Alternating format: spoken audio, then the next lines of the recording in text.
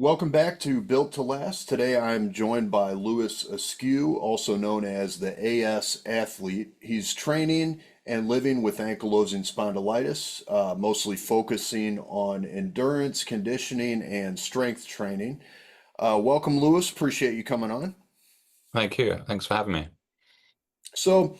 How did all this start for you as far as like ankylosing spondylitis? How did you first kind of, fall into this world?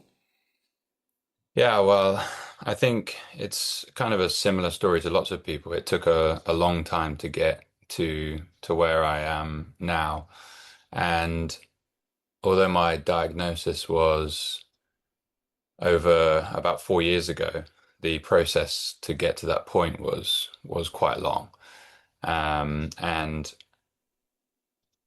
actually recently I've been thinking about it a lot. And once I got my diagnosis and I looked back at the years before it and thought back at the years before it, I realized that it was going on for a lot longer than I appreciated. And then once I spoke to people who have AS as well, and they described some of their symptoms and some of the things that they went through, it sort of made me realize that I also had that going on.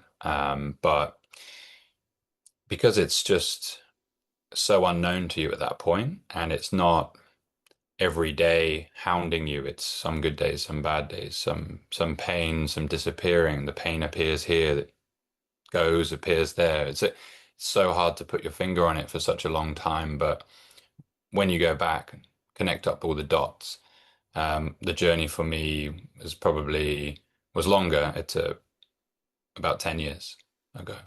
It started for me.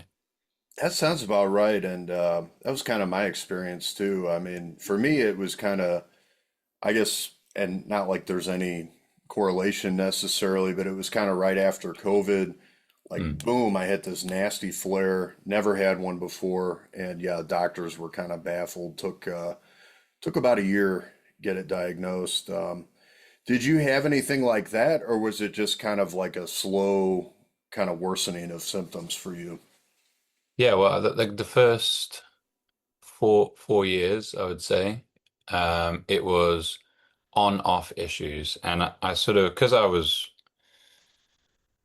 was quite overweight for a long period of time back then, and I was on a weight loss journey. I put it down to that.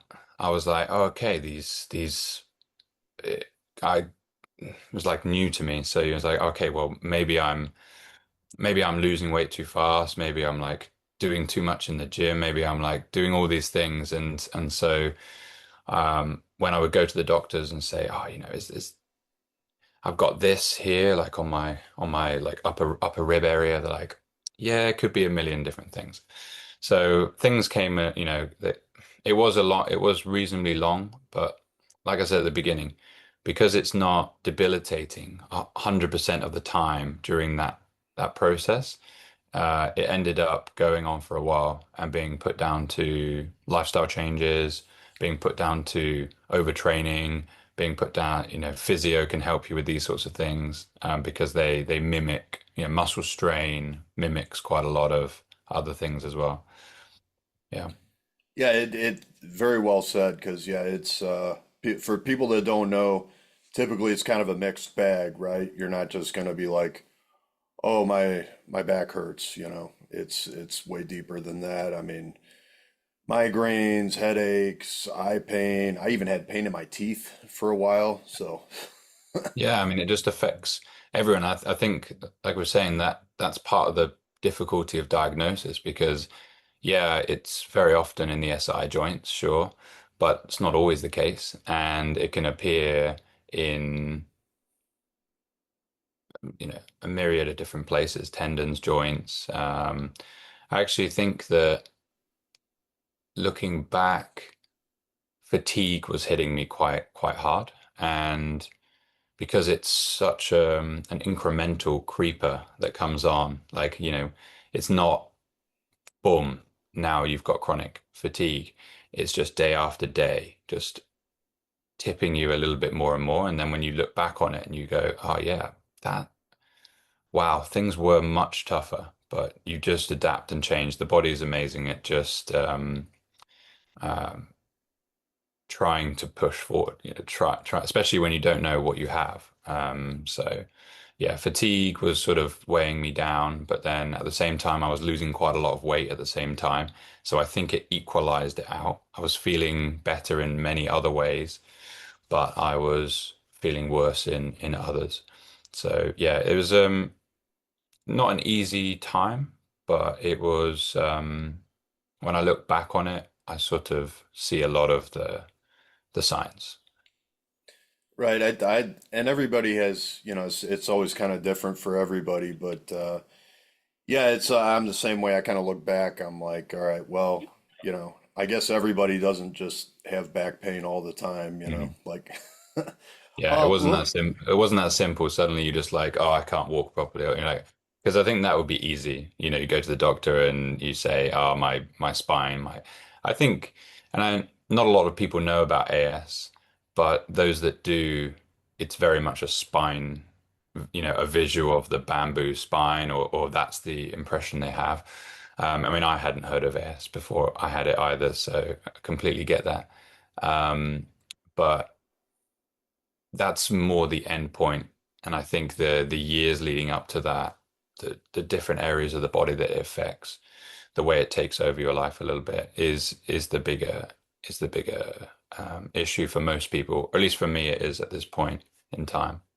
yeah, absolutely. And kind of transitioning to that, because, you know, checking out your Instagram feed and everything, obviously you're very into fitness. You've got videos of you doing strength training, rucking, hiking, all that kind of cool stuff. How did you kind of get into that? And was it after sort of your diagnosis and more aggressive symptoms, or did you have to kind of change the way you trained? So I got into fitness, but when I was trying to lose weight, that was my avenue for it. So um, I started to run, but I could only run about like 50 meters at a time when I first started. I was 50 kg heavier, so I'm like over 100 pounds, I guess, 110 pounds heavier. Sounds Um, about right. yeah, so I started to run. I sort of did like a little 50-meter run and a walk, and then I sort of managed to build that up over time. So getting into fitness was never about the fitness, if that makes sense. Like it was more about helping me with my health. And my association of fitness was always it's something to help me. I never really enjoy it. It's kind of like this is what I need to do to get to a good place. So roll forward a few years after that, and I'm I moved to Hong Kong. And Hong Kong is amazing place with hills and trails and all this type of stuff. And I started to hike, just go up into the mountains and hike. I think Hong Kong is a busy city. It could be quite stressful, overwhelming, and that was a really good like way for me to get out there and head into the countryside. So that got me into enjoying this fitness side of it, as opposed to just fitness helps me to stay healthy or helps me to lose weight or something. So, um, and then and then COVID came and couldn't really do anything except go off into the trails and go and away from people and stuff like that. So that added on another level. I was then doing quite a lot of wasn't really hiking anymore, sort of doing a little bit of running with that and one thing after the other.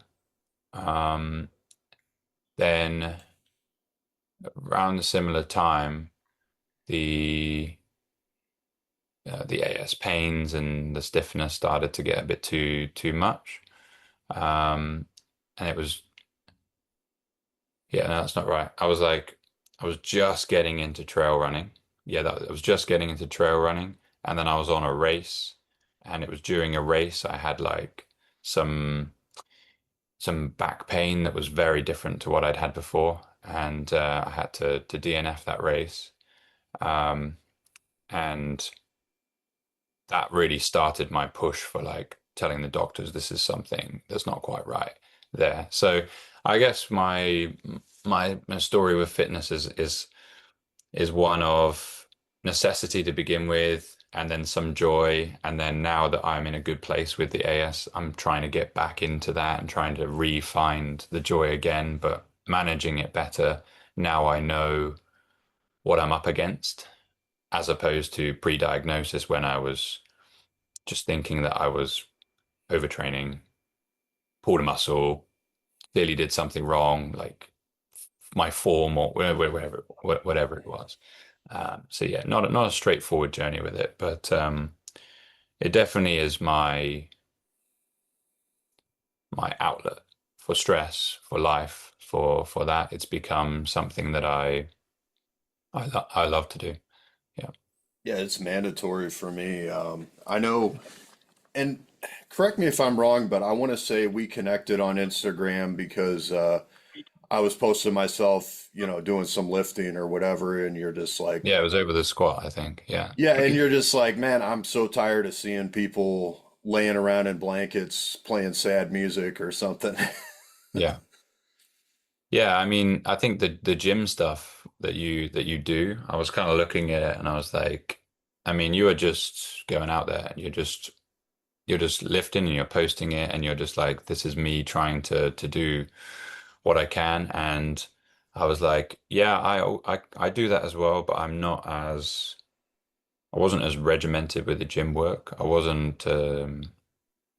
doing it more as a keeping me strong so I can run type thing, as opposed to um, the benefits that it can actually bring to me standalone by itself. So it's not for running, but it's for myself. And so yeah, I saw you do some squats, and I messaged you and I said, it was belt squats actually.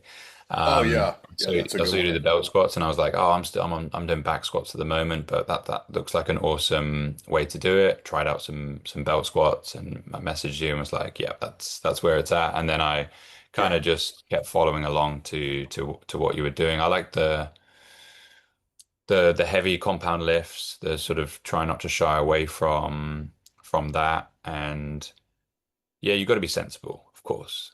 right.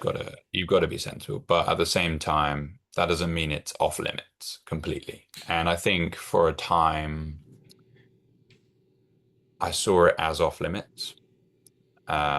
Not doing the actual movements, I was still doing that, but the pushing yourself within the movements. That is what I was like, look, I've got to this level with my squat, with my bench press, now that's a decent level, and it's not beating me up. I'm not sore the next day. I don't have stiffness. I don't have this. But actually, the better attitude is to be like, I can try and go heavier with this. I can try and get stronger with this, as long as I'm sensible. So yeah, that was kind of what you inspired me to do, to trust that you can push past what you think is your AS limit. I don't know what we're going to call it, but your safety zone, I think, is a better term for it. Yeah, I like that. I like that, and yeah, it's I because of me, like I've always been kind of a fitness nerd with weightlifting. Used to be more bodybuilding, now it's kind of more powerlifting.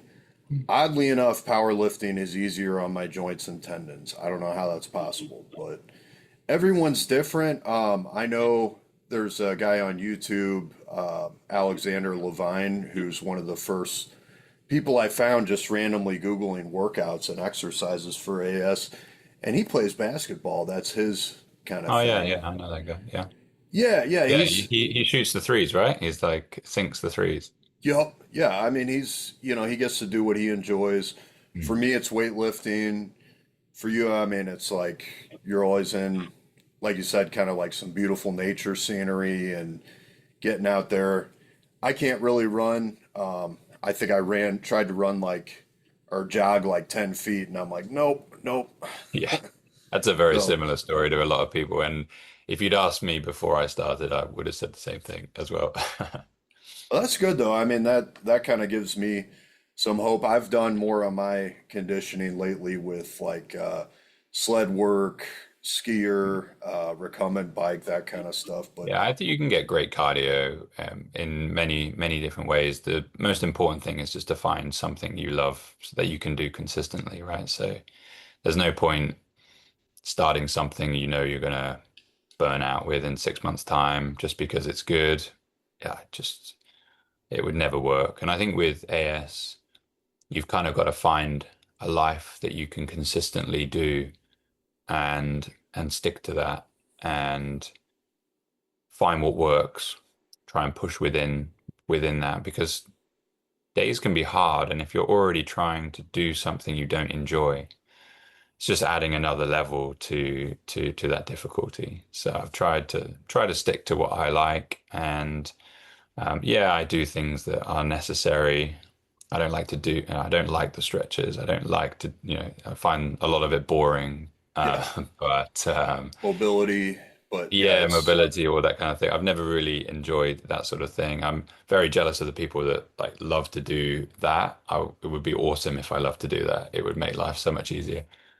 yeah, But generally trying to find things that you enjoy and you want to pursue, you want to get better at as well. I think that's really important for you, the lifting, like if you weren't interested in trying to get stronger, then it just wouldn't work as well. So yeah. yeah. I mean, it's. I find that the mental health benefit is huge as well Mm. to exercise. You get kind of that natural dopamine rush and everything, so it's very Yeah. beneficial. People don't realize there's a lot of just mental health toll that that Mm. chronic illness takes on you. Yeah, the Um, stress. Yeah. yeah, tell me about, is there any Yeah. kind of ways that you use, like aside from exercise, to kind of deal with maybe that kind of fatigue and that sort of, Mm. depression that comes along with it? Yeah, this one is, I think this is the area that, like when I started the page up, this is kind of what I've learned the most by doing Instagram, really. Um, I neglected it before. I sort of, or like didn't reflect on it before. I just sort of bumbled along a little bit and just did what I was doing. But you kind of said it right that there is a stress going on behind the scenes with like the chronic illness that you day to day you're just fighting fires and then you don't realize what's going on underneath until it presents itself in flares and various things like that. And now that it's been a while since I've been in that situation, it's been about two years. It's much easier for me to look back and try and reflect on how I can manage these things. When you're in the moment, you're just trying to survive. Yeah, So well what said. I yeah, and so I try to I call it like making like AS time. So I carve out a time of the day to just relaxing in whatever way I need to do. And that time's come from socializing with people, doing other activities and stuff like that. But it's so important and it doesn't matter what it is. I mean, I put it before I go to sleep, like to calm me down, like just to chill and stuff like that. Maybe like an hour or so. I just sit, read a book, um, and or go to a park, sit down, read, think. But that's the time that's guarded for me. Like I even if people say, "Oh, can you come and do this?" or "Should we go and do this?" It's like, no, this is my guarded time each day. And I have a little bit of in the morning, and I have a little bit of in the evening before bed. And it doesn't matter what's going on. That's my AS time.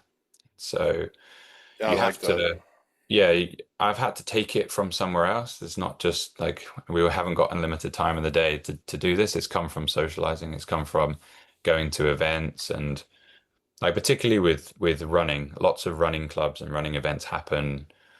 like later on after people finish work and stuff like that. And there's things that I'd love to join in on, but I've learned the hard way that staying ahead of the stress, trying to just settle my life down a little bit, slow it down at the right point, which for me is before bed, that in that time is a way to get ahead of it.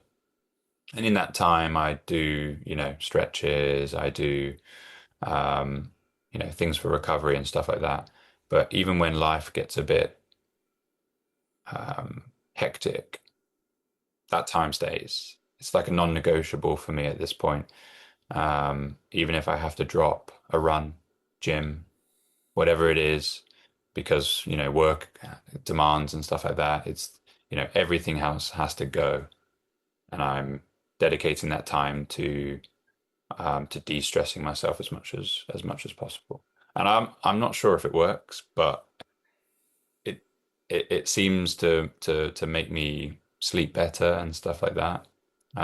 It's settled me down. I had before I started doing it, I had real trouble sleeping, and that was really affecting me a lot. So I just, with quite a few things with AS, once you start something, it seems to work. You just carry on and just you carry on with it, and you don't want to stop it because you don't know if you stop that, is it gonna mess things up? So yeah, my de-stressing time, my AS time, guarding that is my biggest controllable, I guess you can call it, amongst everything else that's uncontrollable in the day with the condition. Yeah, no, that absolutely makes sense. I heard somebody else talk about how it's like we just have like real limited kind of doses of energy, right? Almost like a cat. And mine is screaming at me now. I don't know if you hear that. Sorry. I know I can't. Yeah, he's goofy, but he likes to wreck my interviews. But Likes to be yeah, part of the party. exactly. That's all it is. He wants to talk to. Um, tell me real quick, like if somebody out there, because I know there's a lot of people. You talked about how for a while, you were kind of afraid to push yourself with fitness and exercise. What would you say to somebody out there who's maybe has almost kind of like a fear of exercise or movement or maybe they want to get into it, they don't know what they can push through or kind of how they can get started. What kind of Yeah, it's advice? a really good question, actually. I think this is the question for a lot of people, especially if they did exercise before and before they had problems and stuff like that. They just want to get back into it. I would say that you can still move forward in other ways, even if you have a problem in a certain area. So I mean, I've never ran through pain. I've never worked out with pain. There's a certain limit that I won't push past. But if it's the step before that, some stiffness and some mobility problems, I have worked through that, and I would say that you can work on other areas while you have problems in other areas. True. So yeah, I might not be able to run, but I might be able to work out biceps, triceps. I might better hit the gym in another way, or maybe I can do some cycling. If I can't, if the load on my back is too much or was too much then, there is always a way. It might not be what you enjoy the most. It might not be the thing you like, but getting going, getting into some sort of consistency with, okay, I am going to try and do something today, whatever that happens to be. Um, you don't, I didn't realize doing something with your body in a movement way does help the general system itself. It definitely indirectly um, helps. And so I started to find any way that I could exercise without pain, or an exercise where I didn't wake up the next day like with a stiff lower back or with neck stiffness and things like that. And so yeah, I hit elliptical, I hit the bike, I did certain body parts in the gym for a while that got, trained with an inch of its life. There you Um, go. yeah, like even doing stuff like, I mean, this is great for runners, right? They hate doing physio mobility work for all those things that go out the window when they run a lot. So I just did, low impacts and balancing on the Bosu ball, that all the physio stuff that you neglect as a runner for a while. I could do that for about, I think it was a couple of months when I just focused on that. There wasn't any running, there wasn't any stuff. So there's always there's always a way. It's hard to see it in the moment. It's a bit like seeing when you're in that situation, you can't look past. So I get it. Like I remember what it was like to not be able to navigate. But when I slow down and try to think about it,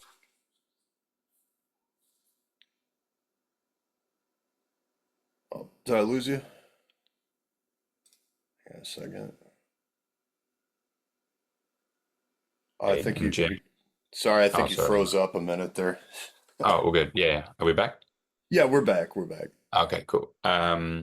The other thing I was going to say was you can you can definitely like bulletproof your body is what I kind of term it. Like you can definitely train in a way where you um, make sure you've got the capacity to do harder stuff. So running is my best example for this.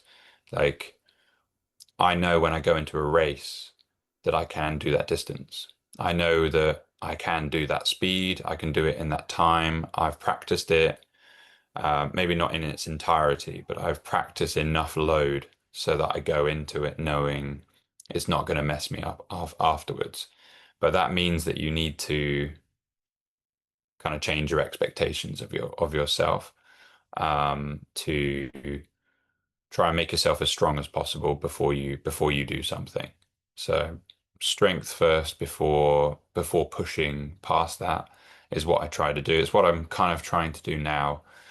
Um, that I finished a 50-kilometer ultra run and I'm wanting to go for longer, but I know I need to be stronger to do that. So I'm now hitting the strength cycle. I'm hitting trying to make sure that my body can take it before I start training for it. That's awesome, man. No, that's a great way to do it. Kind of build things gradually, almost kind of build a base, and then principal progressive overload. Just kind of build and go Yeah, from there, yeah, right? yeah. I mean, it's very like similar training like principles. It's just with AS, you like if a normal person pushes too hard, maybe they spend a couple of weeks, recovering from that, and they can come back from it.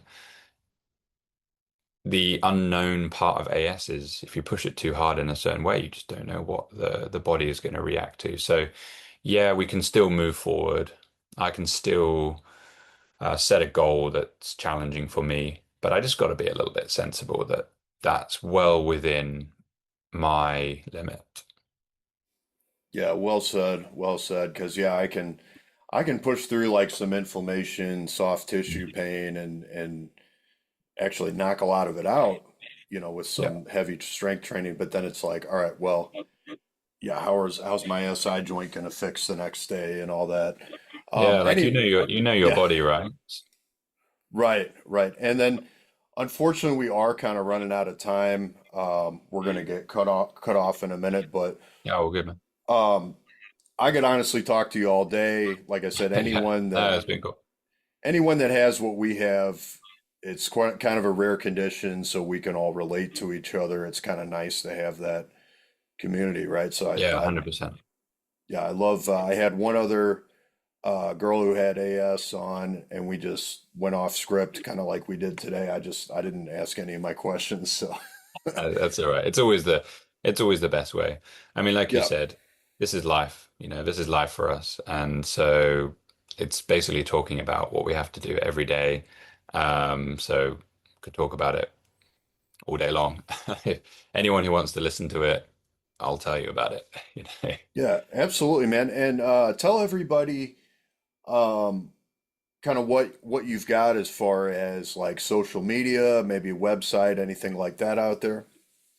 Yeah, I'm just on Instagram at the moment. I'm kind of relatively new to it. I'm still not like really up on it. I'm just feeling my way out. But yeah, AS Athlete on Instagram. You can follow along. My page is really just I wake up and decide what training is going to happen, and then I record it and post it and try and put these thoughts onto reels and things like. There's no real plan to my content. It's just my life and how I'm dealing with it. I've got answers for myself, but I don't really have a lot of answers for like other people. Everyone has different experiences and different bodies and different things with this. And yeah, there are some generic things that can help everyone. But if you want to follow along to my journey, then that's my journey. And if you get something from that, that's great. Um, but yeah, Sounds great, man. Well, I appreciate your time. Hope you have an yeah, awesome no, thank day, you very and much. yeah, let's do it again sometime, man. Absolutely, yeah, I appreciate it. Thanks very much. Thanks for All the right. time. Awesome, man. Thanks. Yeah, cheers. Yep. Cheers.